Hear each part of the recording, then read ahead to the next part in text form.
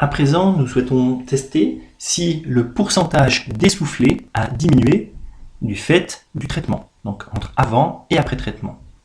Pour ça, nous allons à nouveau nous rendre dans Analyse, Table, Toué, pour récupérer un test du Qui2, mais cette fois-ci, ce n'est pas le test du Qui2 classique de Pearson, mais le Qui2 de McNemar, qui va nous permettre de comparer deux pourcentages dans un cas à parier.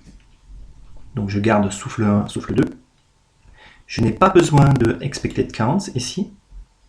Par contre, dans l'onglet Mesure, je vais décocher Qui2 de Pearson et je vais cocher à la place McNemar. Et je valide. Voilà. Alors, je retrouve mon tableau d'effectifs observés, le même que tout à l'heure. Mais cette fois-ci, je vais comparer uniquement les paires discordantes, celles qui m'intéressent. En effet, les paires concordantes n'apportent aucune information.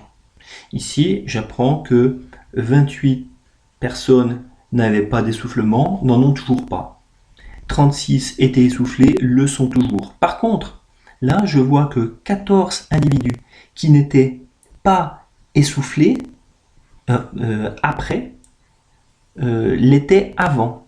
Et ici, 2 individus qui n'étaient pas essoufflés avant le sont après. Donc, on voit que finalement, on y a davantage gagné que perdu, puisque 14 est plus grand que 2. Mais cette différence est-elle vraiment significative? Eh bien, c'est le test du Qui2 de McNemar qui répond à cette question.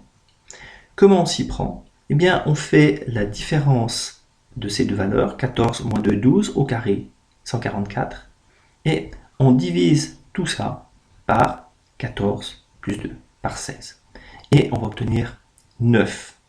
9, c'est la valeur du Qui2. Avec 1 degré de liberté, on va la comparer à 3,84.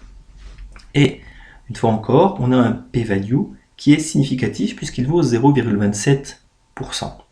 Ce qui signifie que le pourcentage d'essoufflement a significativement baissé entre le début et la fin du traitement.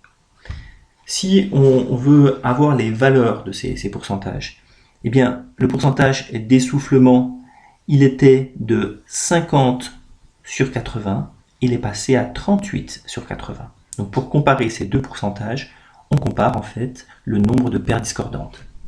Mais pour pouvoir faire ce test, il faut que le nombre total de paires discordantes, 14 plus 2, soit supérieur ou égal à 10.